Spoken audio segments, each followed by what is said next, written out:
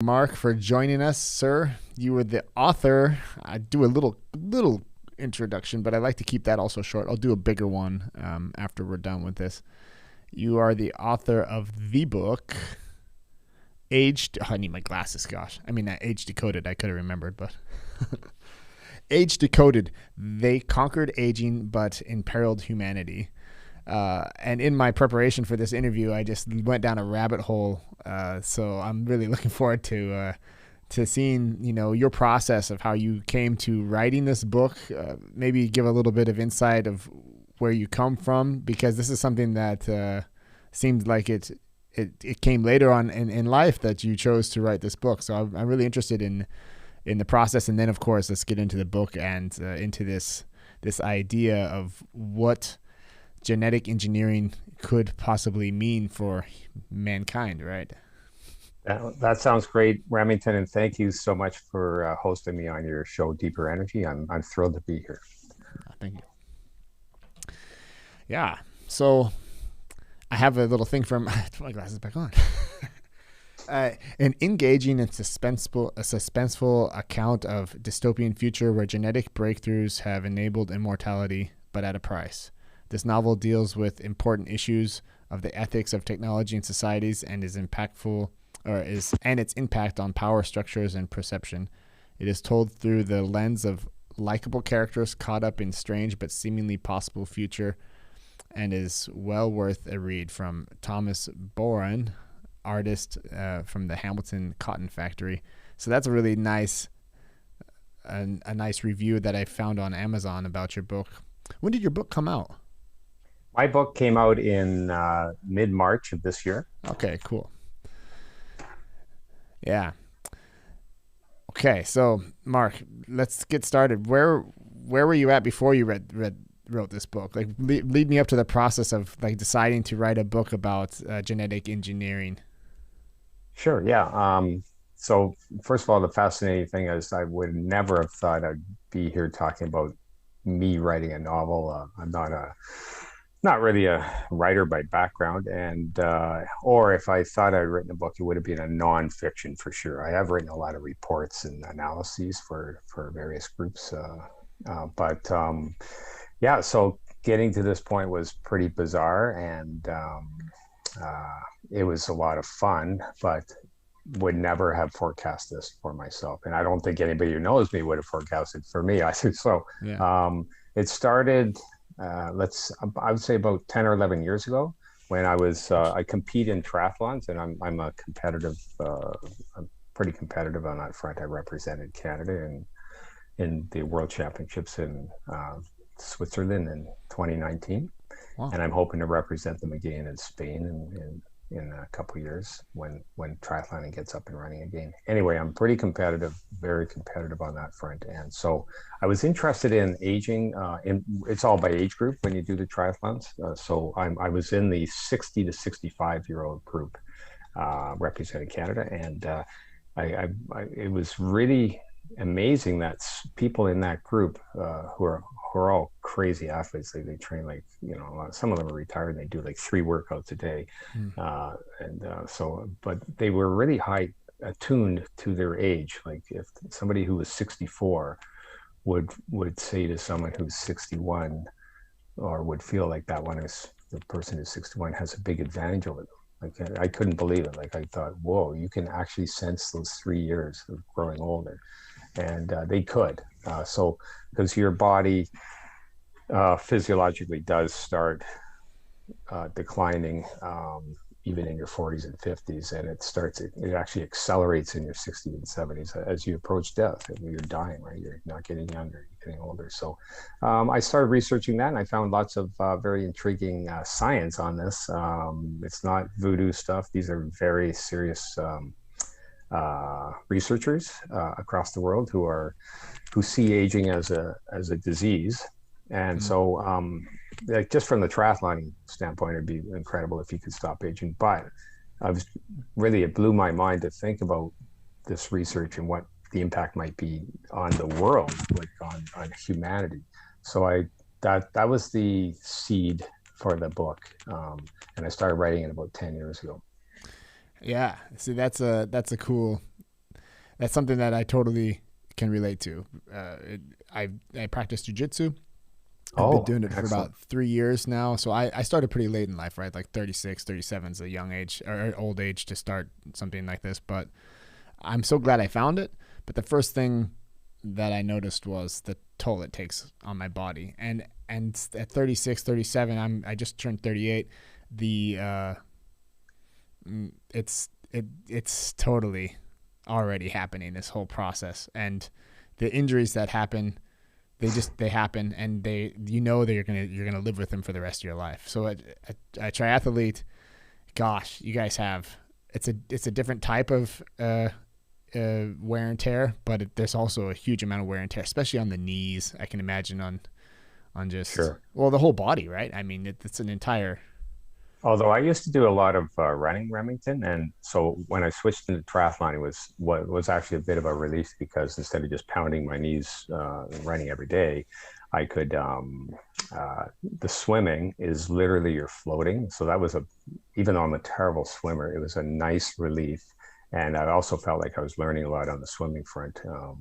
There's a lot of skill involved, so I actually had to take lessons there, and then the cycling you also feel like you're just floating. You feel like you're soaring, and there's no pounding at all again. So you can go for hours without having that, like sort of like the ligament pain in the knee. So it was actually a nice change from straight running. That's cool. What are the distances at that level? I do the Olympic distance, which is it's not the Ironman, the full Hawaiian thing where you're out there for 13 hours or something. Mine is, thank God, the pain is only about 2.5 hours. 2 hours, depending on how fast you are. And so we start with a 1,500-meter swim. It's about a mile swim. And then we do a bike ride of about 40 kilometers, give or take a kilometer. So you're only on the bike for about an hour. And then the run is a 10-kilometer run. Yeah. That's, those are, I participated in one in Las Vegas before I moved out to Germany, and it was like a little mini thing. I'm guessing I think I was looking at that the other day with my wife. I was looking at what the distances are, and I'm guessing it was probably like the second level. Either way, starting with the swim was something that I had a paradigm shift there, because I realized that I'm not a good swimmer.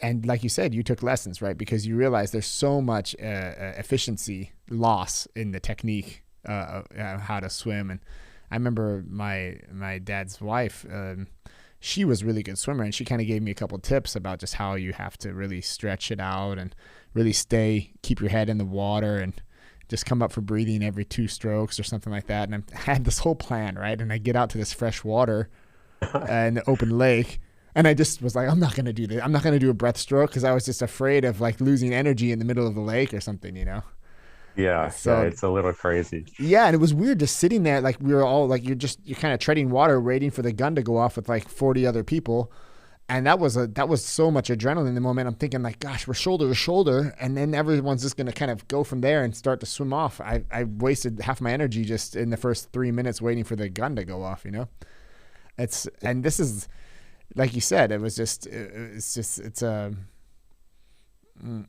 guess that if I didn't have that fear of the swimming, yeah, sure, for the body, the running is the hardest part, right, on the knees and stuff like that. But Right. Yeah. Well, good for you for trying that. And I encourage a lot of listeners to give it a shot sometime, like even go to the shorter distances and just try it out, Yeah, it was my girlfriend at the time. She had done one before, and so she had kind of this whole training going into it, right? The whole thing of it, just having it as a goal and then doing it and getting out there, because you have to be comfortable with this distance, whatever it is. And then the one thing that I didn't train at all was the switching of clothes, and like switching between like coming out of the water and then putting on like, having your shorts to go on the bike and stuff like that. I just wasted so much time because I'm like fidgeting all my clothes on and stuff like that. But Yeah. It's a whole other thing. Learning how to do that. Yeah. My first triathlon, my buddy who was sort of got me into this and helped me out, he said, Mark, why were you so long in transition? What were you doing? Having like a full brunch or Do you something have in to take there? a What? cup of coffee or what? Oh, Yeah, I mean, it's just a lot of time to go if you don't have that set up. That like you could just sit there the whole afternoon on a Sunday and just practice your transitions. That's probably what you ended up doing. I don't know. yeah. That's So this is what I also go through in my mind, right? I mean, you took it to a cool level that you ended up writing a novel throughout because you were researching how to kind of get the edge basically in your triathlons, right? Physically, mentally, and the thing that came up to you was aging, and this process of aging Yes. as being the Which, number one.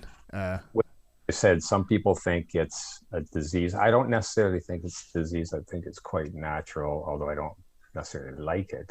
But Right. I have older parents who are in their 80s right now, and I love them very much. And looking after them is becoming a little more of a challenge, and them for each other. But that whole intergenerational thing, grandparents, parents, children, great grandparents, all of that is a wonderful part of humanity. And part of my book shows that if you do just magically stop aging, in my book it happens in 2053, which is only about 30 years away. If you do that, it's not a bowl of cherries.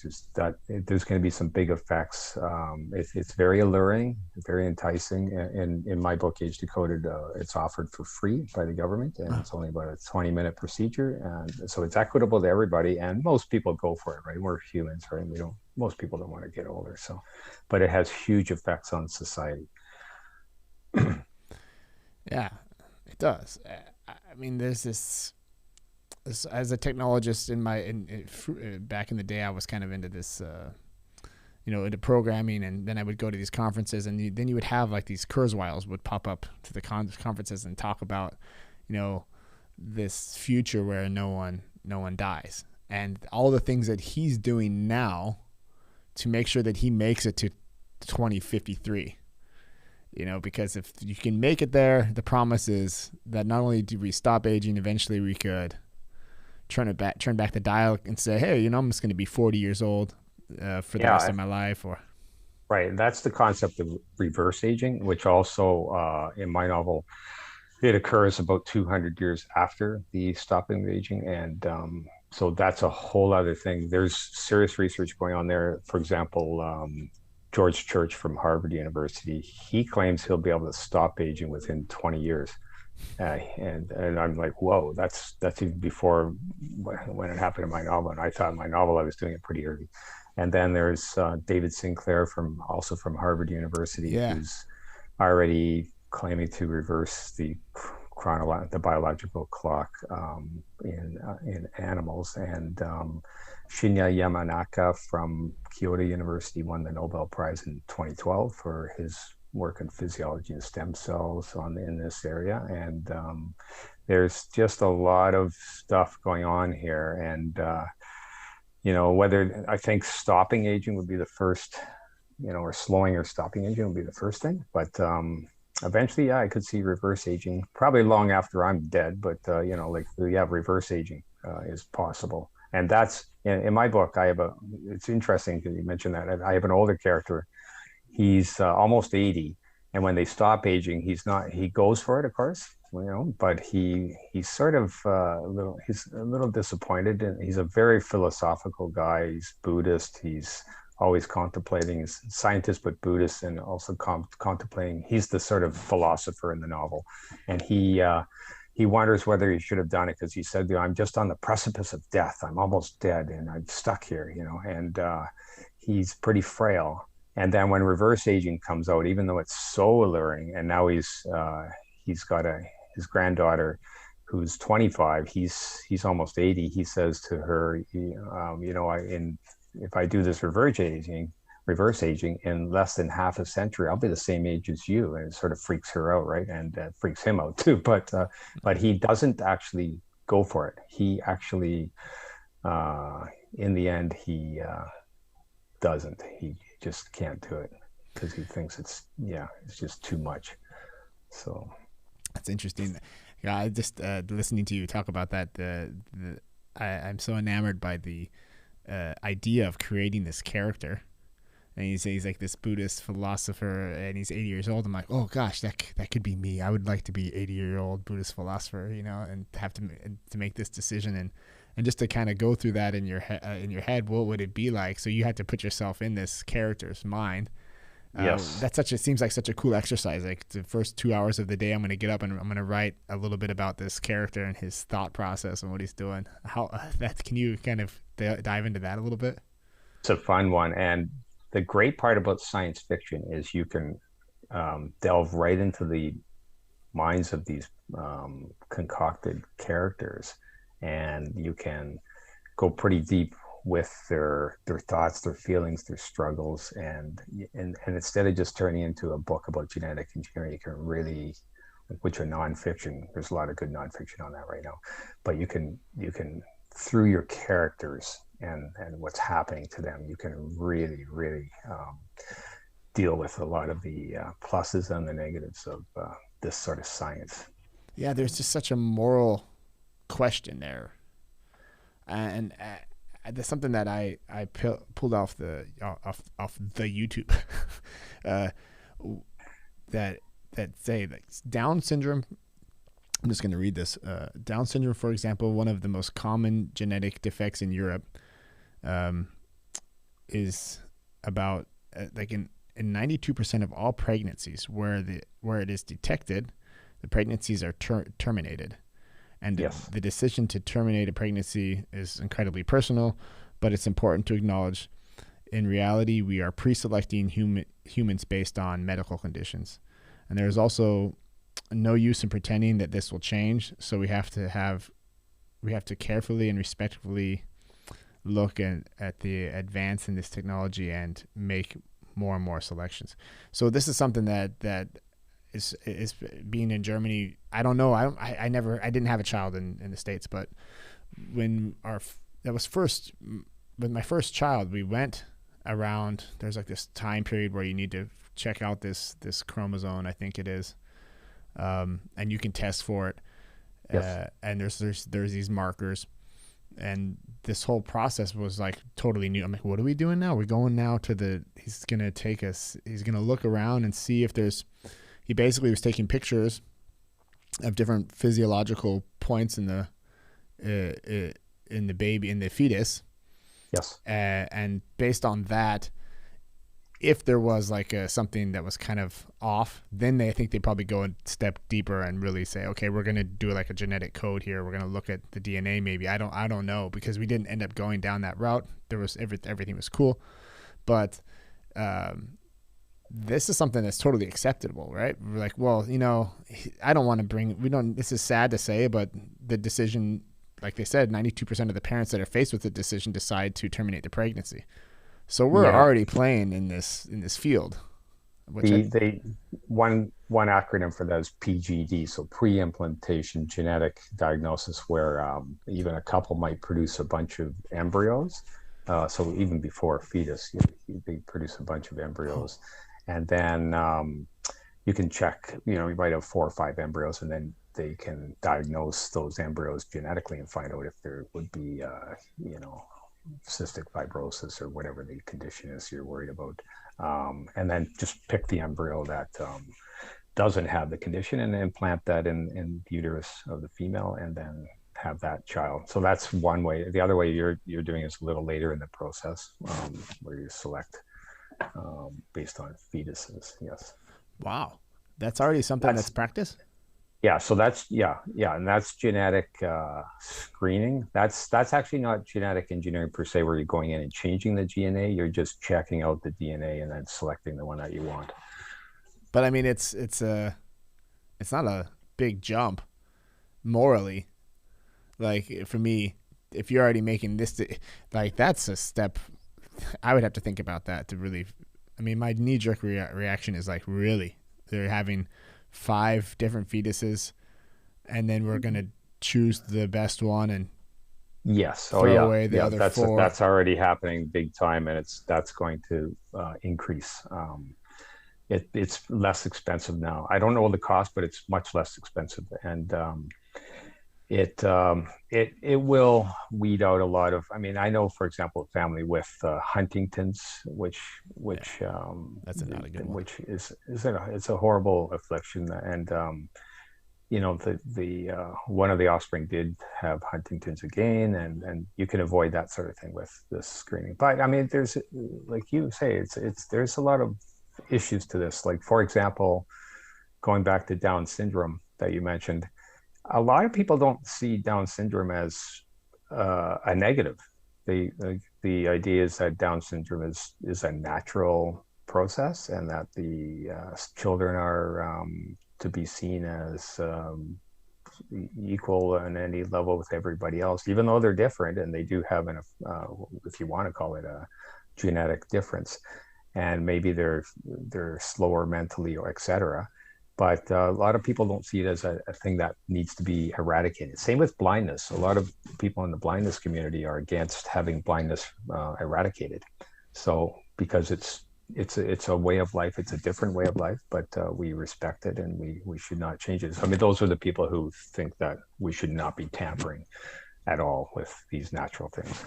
Right. I can see both sides of the coin there, because it's the, when you talk about, it's almost like, is it a disease, or is it an affliction? Is it causing this person, do they have a bad life? When I see someone with Down syndrome, they usually seem pretty happy. They're pretty happy. Happier than I am, like, it's incredible. Yeah. Yeah. And imagine like if you don't have these people anymore running around, like giving people, a good time, and they're usually just good to go. And they always, especially ones that are more active out there doing sports and stuff, you're just like, wow, it also brings an aspect to life that if you were to eradicate that, you wouldn't have that. I mean, you're taking away a side of humanity, a genetic, natural, whatever you call it, mutation or whatever it is. I mean, we all have them. We all have triggers, and our genes are what they are, and nature made is to where it's at. Yeah. But at the same time, nature gave us the brains and the perception to go in and invent something like CRISPR. So I always see it like, well, what is natural? That's also natural, that we've progressed to a point, and it's an interesting problem there. Yeah, that's really well said, and how it is a problem, and it's very interesting. There's a book written up here in Canada that just came out. I'm going to put a plug in for one of our professors here, Francoise Baylis, and she published with Harvard University Press just recently. It's called Altered Inheritance, and she gets into this big time, all the moral and ethical issues, genetic screening, genetic engineering. She really looks at the moral, messy issues much more than in any of these other books that I've seen, and so credit to her. She actually, and in my novel, I have a heroine.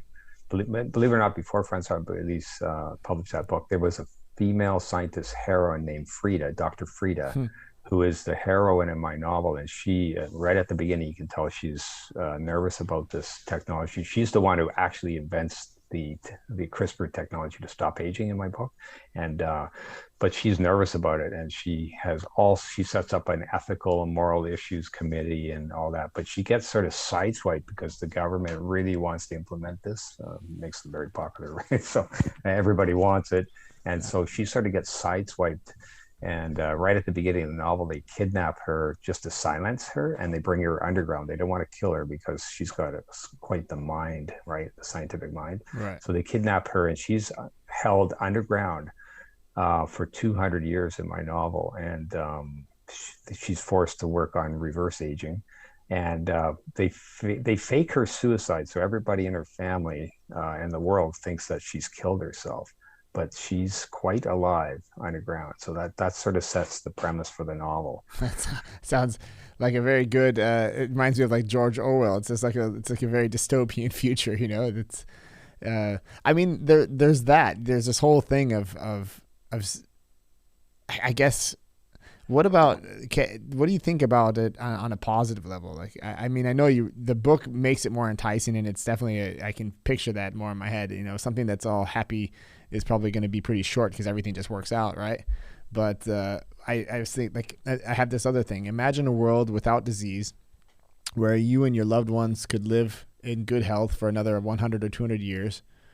Would we take better care of our planet if we knew we'd be around longer? If we could work for 150 years, how much time would we spend trying to figure out what we're good at? How much, Yeah. you know, that really hit me because I think about how much I probably won't, I won't stop right now and just do a whole neurological. I would love to be like, go into neurology and become a doctor and do all this. And people will probably say, well, 40 is not 38's not too late. But that means everything that I've got going now, it's like, stop, I'm just going to do the next 8 years on this, But if I knew that I had an extra 100 years, it'd probably be pretty easy to make that decision. Be like, cool, I'm just going to do this. I'm going to go dive into this because I don't have this pressure of like, well, I need to make sure that by the time I'm 60, I'm done with everything, making money, and I can retire. There's that financial pressure there. In fact, yeah, I don't even know what retirement would mean if everyone could live forever. And at the age of 25 years old, too, you can pick your age, right? So, in my book, there's a few characters who have more than a dozen PhDs because they get interested in this, and they do that, and they move around over a couple hundred years. They rack up a lot of these PhDs. It's pretty funny, but it's not. But it could happen, yeah, for sure. And I have to ask myself, like, would I have even written this book, which took me a lot of work, if I knew I had a few hundred years to get it done? Like, I probably would have procrastinated more, and maybe hell, I don't know, but it goes both ways. It goes both ways, and it changes the whole concept of time. And the older fella I mentioned in Age-Decoded, his name's, ironically, though he's Buddhist, his name's Jesus, and he was Catholic, and he converted to Buddhism earlier in his life. But anyway, in the book, he says, there's an interesting quote by Anonymous, and it goes something like, the thief to be wary of is the one who steals your time. And then he says, but I think it's the opposite. I think the thief to be wary of is the one that lends you too much time because they steal your humanity. For sure. That's exactly the problem, because this urgency that we have, it motivates us and makes life that much more tangible, right? This idea that I've just got this limited amount of time. If you take that away, yes, will progress stop? Will we stop pushing so much to get so much done in this time that we have? There's enough people out there that just don't have that pressure at all anyway. I mean, there's enough, you can look around and there's people that they're just like, Netflix is good, I'm good. But there's a smaller percentage of people that are, I kind of have a feeling, my wife and I always talk about 80-20, the Pareto principle of, 20% of those people out there, you see them, they just have like this urge to, I mean, even you, just this urge to not just learn about this stuff, but to actually write a novel about it, to dive into it. And that enriches us. And like you said, if you hadn't had that pressure, maybe you just would have been like, oh, I have another 100 years. I'll get to that book. And then we never would have this conversation about it. And it wouldn't bring us further in the thought process. The people that listen wouldn't have the ideas that you have.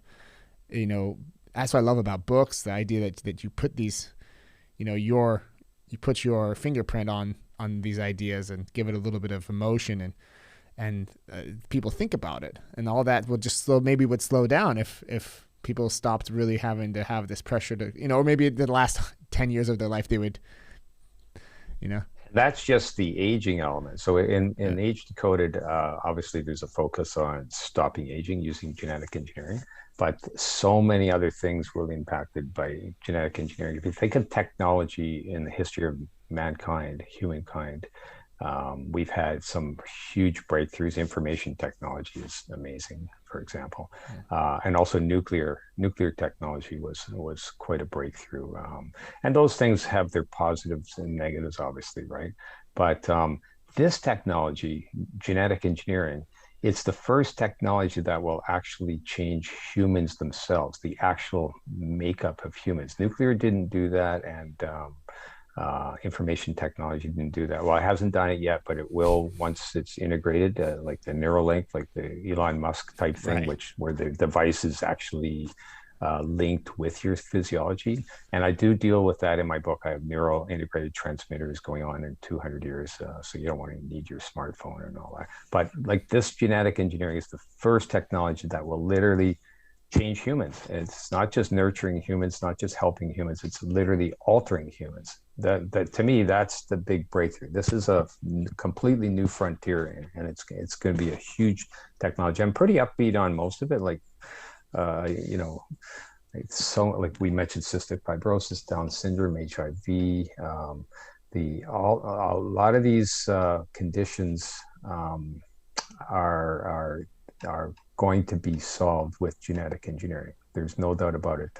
Cystic fibrosis, for example, it's a fairly simple compared to other afflictions. It's literally just you have something like 3 billion pairs of nucleotides in your DNA, and the C and the G nucleotides are just flipped to G and C. So if you can just flip them back, you can solve that one affliction fairly simply. And they can flip nucleotides. They have the technology to do that. So it's a matter of getting in there, and even if it's an adult, going in there and changing the DNA without changing all of the DNA. So you need to be able to sort of zero in. And a study just came out a few weeks ago where they actually, for the first time, found a way to zero in. So there's I know I'm rambling a bit on the scientific front here, but this was a breakthrough in science. So there was a study it was a liver disease that causes this protein, which then breaks down the nerves of people. And it's a rare disease,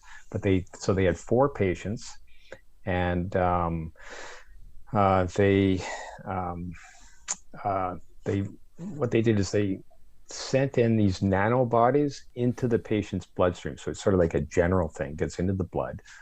But then those nanobodies were given the instructions to zero in on the liver area, just the liver, and then to unleash the genetic CRISPR type engineering in the liver, only the liver. And it apparently was successful. So this is just Dr. Gilmore and his group just a few weeks ago announced that's a huge breakthrough, because if they can zero in on specific cells and tissues, they will be able to use CRISPR engineering for very, very specific things like Alzheimer's in the brain or wherever, certain cancers, HIV. They've already used it for cystic fibrosis, for sickle cell, which is the blood disease. It's going to be, there's a lot of positive that's going to come out of this, and it's all going to happen very, very soon. It's happening now in certain areas. That's what the weird thing is about it, though, is like when you open this door, right, that it changes humanity forever. So I see like there's these 2 paths, and there's this path on the right and there's a path on the left, and the path on the right, there's this footsteps going down this path, more and more and more footsteps going down this right path, where it's even the fact that we pre-screen for Down syndrome, let's say again, what we're doing is we're filtering out a certain genetic pool, and for the generations after that, we're creating we're playing with nature there. And yes, we are. And the more that we go down this route, there's no going back, because generations and generations after these people that you start off with the medicine, and that's how Elon starts too. He's starting off with like, let's make this for people that have diseases and problems with the brains, and it always starts that way. But we all know that like 100 years down the line, the billboard's not going to be are you HIV positive? Let's get it. It's going to be like, do you want to fly? Do you want to have wings? Do you want to have a monkey tail? It's like, let's do this. And then it's like, well, this is great though. We're going to fly to Mars. Mars, you need to have a different type of genetic code to live out there. Like, it's hot, and maybe we should just give ourselves some other type of skin, and we don't really need to, this is all good for space exploration. It gets sci-fi really quick, but it's not like whenever I talk to my wife about bacteria and genes, she's like, we're bacteria. Like we're 90% bacteria. The genes, we've got as many genes as a fly. And so it's kind of like, wow, you have, I don't know, there's a number, 250,000, something like that. For genes, yeah. It's about, they estimate right now, and this is good for me because I'm not a geneticist, so I've had to read about all this and reread most things. It's about 25 to 30,000 genes in the human body. More important on the nucleotides, which are the components that sort of make up the DNA strand. There's about 3 billion pairs of those. Okay, that's a number, right? I mean, 3 billion, right? Like you said, like if you have to go in there and change every one of them because of or if you have to switch the C and the, what was it, the G you said? Yeah. Right. So that's a lot of work. And I could see like this, what was it? This TSA, what is the thing called? This CRISPR machine kind of like going over the genetic code and kind of feeding it through and giving out like a new tail of corrected, the ladder is corrected. Yeah, and it's not just screening. Like I know you mentioned the screening, but and the dangers that the screening is changing our gene pool, will change our gene pool. But we've done that with breeding of animals and crops and all that. We've done that sort of selection. But if you go in and you edit genes of adults who then reproduce with their new DNA, then you're changing the gene pool that way too, right? And there's quite a worry about that right now. So there was a scientist in China a couple of years ago, He Jiankui, who is now in jail because he tried to genetically edit embryos, and you're not supposed to do that right now, at least right now. But I don't think it's going to be controllable in the end. But at least right now, the scientific community is quite nervous about that. That's called heritable gene editing, where whatever changes you make, it's a little like Jurassic Park. You make the changes, and then whoa, who knows what the implications are. And it's in the gene pool, it's in the stream, and it could change. It could have unintended side effects, they call it, right? Yeah, but once the what do you call it? The rabbit's out of the hat, then we're in it to win it. And once the dinosaurs are on this island, they're just going to fly away and come visit us in our normal daily lives and just take people for rides. The Jurassic Park movies are fantastic in that sense, right? And the new ones, they've even gone further because the technologies has also improved. So they have like when you watch the way, there must have been some of these scientists probably helping in the development of the film. It's very enjoyable the way that this guy is he's just a designer. He's just an artist. He's having a good time. This main engineer there, he's like, we got frogs, and we've got this, and we've got all these different animals, and we're helping them because I guess the genetic code of the dinosaurs wasn't full, right? So they had to kind of piece it together with other amphibians and whatnot, and right. So it is a Pandora's box, but not so negative. I'm pretty positive on this. It's like the nuclear technology, information technology. We're gonna have to watch, make sure it's harnessed properly, make sure terrorists, for example, don't make themselves more powerful with this or affect other people. There are a lot of issues, but it's going to be tough to control. Like we can talk about how they're trying to control genetic engineering, but I'm just telling you that it's not going to be easy. And it's like in athletics trying to control steroid use. The World Anti-Doping Agency has tried, but there's still players out there and organizations and corporations and individuals who are and scientists who are involved in steroid use. And just on that front, on the sports front, I'll predict that there will be world records shattered in the future because of people using genetic engineering to boost performance. Well, this is also that kind of brings us full circle back to how you got started down this route, because what did you end up like, is there anything that you implement in your daily life? Is there anything that you do differently since you've learned about this? And because the goal, like you said, you want to compete in Spain, and you said between 60 and 65. So which one are you in there? I'm right now 62. So if I get into the World Championships again, it'll be in Spain in 2 years. I'll be 64. So I'll be in the older end of that group instead of last time I was 60, just turning 61. So I was in the young end of the group. Yeah. And so is it, no, I'm sorry, go ahead. Yeah. So no, I haven't really. I wish I could say I had a secret potion I was using, right? But no, I'm not. I wish you did. I haven't really changed anything, although I'm working on my swimming. That's what I'm doing. Yeah. But that's not genetic engineering, right? So, but as an athlete, I'm sure there's something I don't know if I can turn you on to some guys, because I'm following this guy right now here, Andrew Huberman from Stanford.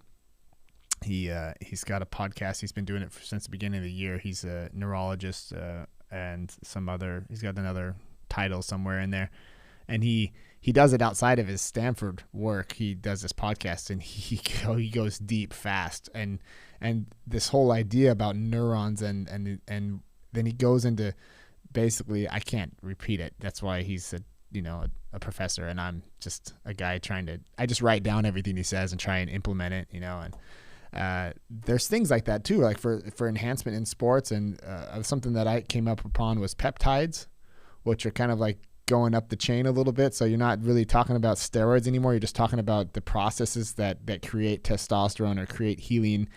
And just he's going like a level up and saying, these things they're not banned yet. Yes. And I busted my knee the other day. I've been working on it, but I finally hit the point where it's like, okay, I have to do something. And I got a hold of some peptides, and I've been injecting them into my knee to see how has it gone? Have you noticed the difference? I've kind of kept a little journal because I'm on day 6 right now. So it's a 30-day injection. Like you do 30 injections once a day of about 0.3 milliliters. So very small dosage. I ended up getting my hand. It's weird. It's like a black market thing. I had to get my hand. Like you basically go to this website where all the people buy their anabolics, and I'm like, well, what am I doing here, But yeah, I'm pretty naive on the nutritional front. I eat a lot of everything, including a lot of junk food, and I always have one glass of wine every night. So like that's probably everything I do is probably very naive. But although you do burn off a lot of carbohydrates training, so and for example, salt. The government of Canada would recommend you don't have more than 50 milligrams of salt intake per day. I probably have about 400, 500 milligrams because as an older male, I sweat way more than the average person. And then doing workouts, I sweat a lot. So I'm always craving salt. Yeah. And that sounds like crazy, but I have to take in a lot of salt, salty stuff, chips and pretzels, cashews, whatever. And they all taste so good too. So it's nice. But, the glass of wine is usually there around 10 o'clock at night. That's interesting. That the salt thing is something that Franzi and I keep on mentioning to my wife, because we talk about this stuff all the time, and we always are looking in. And she tries a real low carb diet, but the first thing that happens with her is exactly that. She doesn't have enough sodium, and so she actually has to supplement like salt into her water and stuff just to kind of make sure she's got enough sodium, because those synapses, it's a chemical process, and once those babies don't have enough sodium going on, your brain just kind of takes a little break there, and it's not a fun feeling. And once you crave it, she's probably craving, I'm noticing it, feel it, and then you're already deprived. Yeah, that's something that's why I just knew that this conversation would be kind of easy to go with, because when you're out there, it's also kind of reassuring to hear that you don't really you're not like this vigilant diet guy, and that's because these ultra marathon people, they all just like they preach this clean diet food, so it's nice to hear that you can still perform at that level at that age, and I even like a beer before the glass of wine. That's a nice combination, but I don't do that too often. I wouldn't do it the day before a race, but right. Yeah. anyway, but I like to enjoy life, and I do like eating, you know. Yeah, that's the thing about all these diets, right? It's like I like eating. Don't take that away from me too. You know, I went a couple years ago. I tried this diet with the keto diet, Oh yeah. and I hated my life, so I stopped doing it because it was just terrible. It was I literally think that would be low carbohydrate, low. You would probably feel, well, I tried that. So that's sort of low carbs, right? And you're driving up the keto levels. Is that right? Am yeah. I I mean, wrong? Yeah. So technically, like the extreme level is you really can only eat fat. Like what? That's the only thing you have to like. It's I tried that terrible. for running, and it was a complete failure because, well, you know, like I have tinkered a bit. So what I was trying to do is drive down my body weight, which makes you faster. Anytime you can drive down your body weight, but it also made me completely weak. So I would, even a half marathon, I would be almost like hitting the wall in a half marathon. Like, what is going on here? I had no energy to last few Yeah, kilometers. That should not happen in a 21-kilometer race, maybe in a full marathon. yeah. So I discovered that, yeah, I was dropping my body weight, but I had no carbohydrates, no glycogen in my muscles, Right. very little. So it was just harming me, and just one of the stupidest things I've done nutritionally. That's how I felt too about cutting carbs out of my diet. It was just not for me. I think everybody's different, and it depends on what what the reasons are for doing it. If you're trying to improve performance on a athletic, you have to have. I don't I don't think that running on ketones is going to be the way to roll. I think you have to, like you said, you have to have your glycogen at some point. Yeah, like I kind of do this thing now where I leave it out till the end of the night, so that like when the next morning when I kind of I can fast, like I'm fasting right now, and I'm still running on that glycogen from last night, which is Yeah. like it's a cool feeling.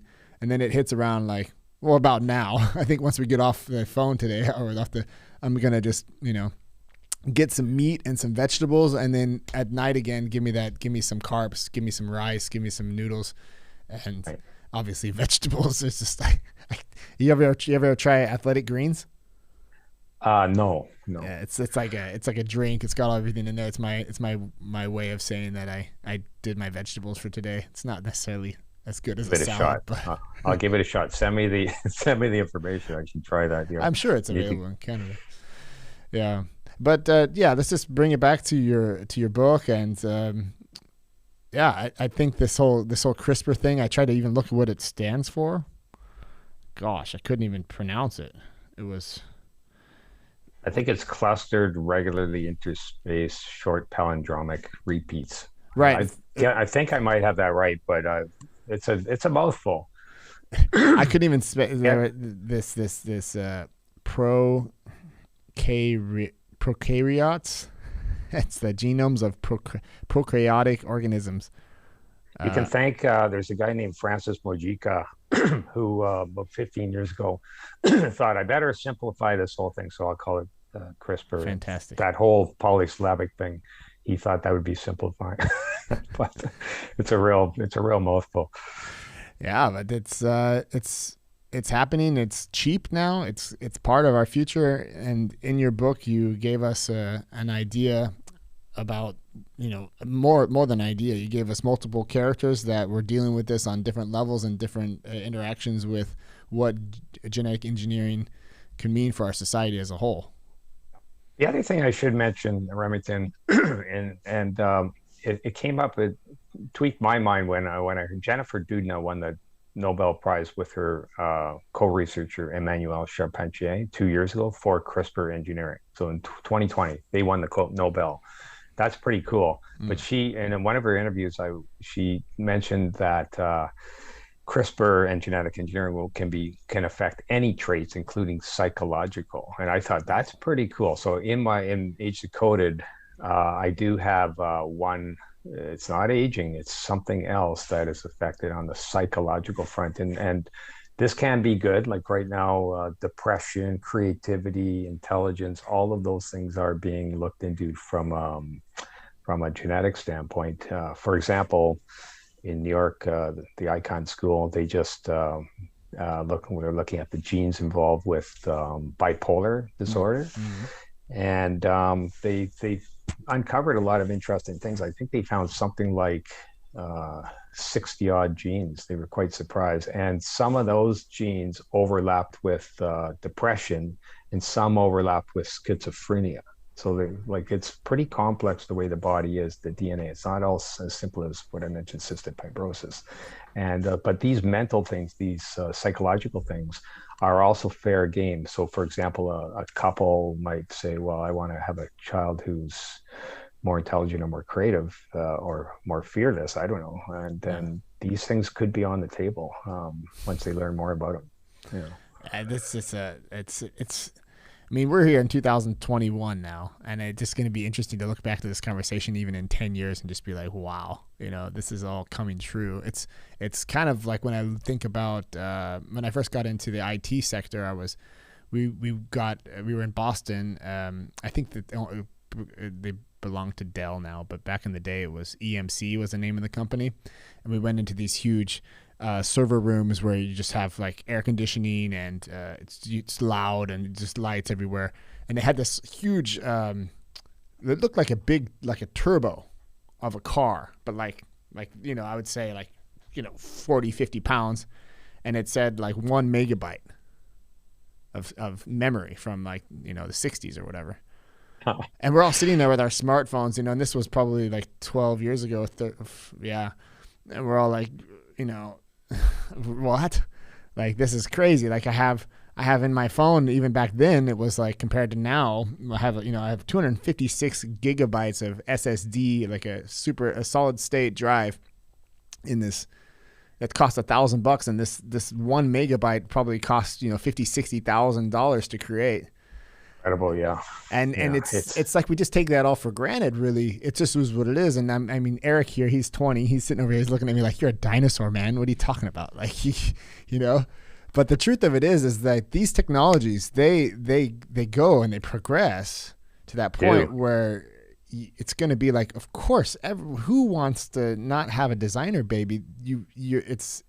Every baby should have the chance to have perfect genes. How dare you let this person come to the world just how nature was supposed to? They're basically they have disabilities. These people should have other parking places because you didn't, didn't check the box when, during conception. It's just.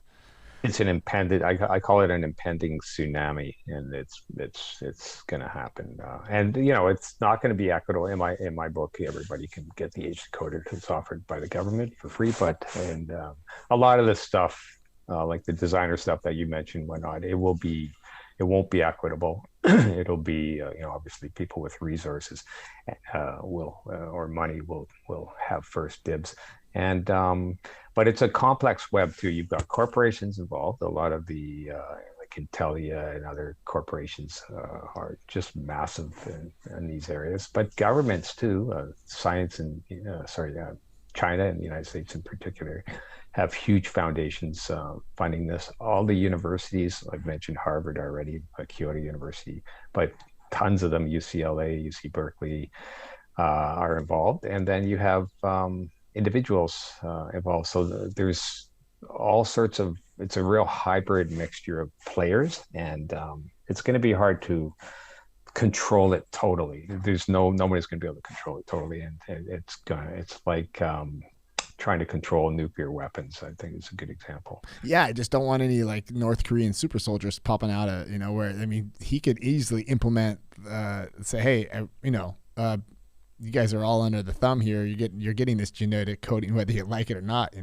It's just like a very scary thing on one end, but then like the possibilities of it. What about intellectual property? Like I hear about, there's a lot of talk about that right now in the media about China, the way that they are able to kind of use the greed of the U.S. and churn around this whole intellectual property thing on itself, and they're creating new businesses with basically all of the research and development from American companies and creating their own businesses out of it just because, we need them. Right? And that happens in all industries, competitive industries, right? Luckily, the human genome itself is shared. And it's open. I think even I remember the COVID virus was shared pretty quickly. And I think even late December, that first instances.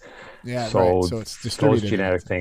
those genetic things are generally shared, but not all of it. And all the advances, like specific CRISPR techniques, will not be shared. I can give you one example that's pretty important. I was just reading about one that is called Anti-Crispr. So this is a technology that Amit Chaudhary has just developed, and I believe he's at MIT. That's another institute that's quite involved, the Broad Institute at MIT. Anyway, Dr. Chaudhary had a publication a couple months ago where he talked about this thing called anti-CRISPR. So anti-CRISPR is meant to defend against CRISPR. So it would be almost like if there was a terrorist trying to bring in this genetic engineering to affect all humans somehow and target their brains or whatever. You could take this anti-CRISPR almost like an antidote. He's designing it more, not really for that, but it could be used for that theoretically. He's designing it more to make CRISPR more effective, so it doesn't have side effects. So you could give a dose of anti-CRISPR to the area of the genes that you don't want to change, but maybe right next to where you're doing your work, right, where the editing is occurring, and so you could make it safer and more pinpoint accuracy than CRISPR itself. But yeah, so something like anti-CRISPR, for example, would be a technology that that's interesting to hear that. Yeah, I don't think they're going to share that with the entire world necessarily either. I don't know. Yeah, something like that. The U.S. government might want to keep that one a little more American. Yeah. I don't know. Like, who knows, right? Who knows what they're going to share? What's deemed as important for national security, for example. It's the implications are just it's wild. Well, we ran out of time. I appreciate you taking the time with me this morning to dive into this world. I think that the rabbit hole here is just I could go on for hours about it because there's just so many points of contact in your daily routine if you really think about it. And I think because it's so I don't know what's the word. It's not intrusive, but it's there already, and there's not the people that are talking about it. They know what's up and they're into it, but it's kind of like otherwise, had we not done this podcast, it would just been another thing that you just kind of read on the sidelines, you know? I mean, I wrote the book to educate myself first and ultimately to educate others. And thanks a lot. You did a great job with the questions. I really enjoyed the conversation. But yeah, it's about just people, normal people, not just scientists or politicians, but just normal people, you and I and others, learning about this because it's headed our way. And we all need to be involved in the applications and in some of the messy issues, like to have our say, you know. Yeah, very good. All right, Mr. Ryall, until next time, maybe I'll hit you up in another year. We'll be having a whole nother conversation. That'd be great. Thank you so much, Remy. I really enjoyed that, Remy. That was great. Thanks. All right. Have a nice day, sir.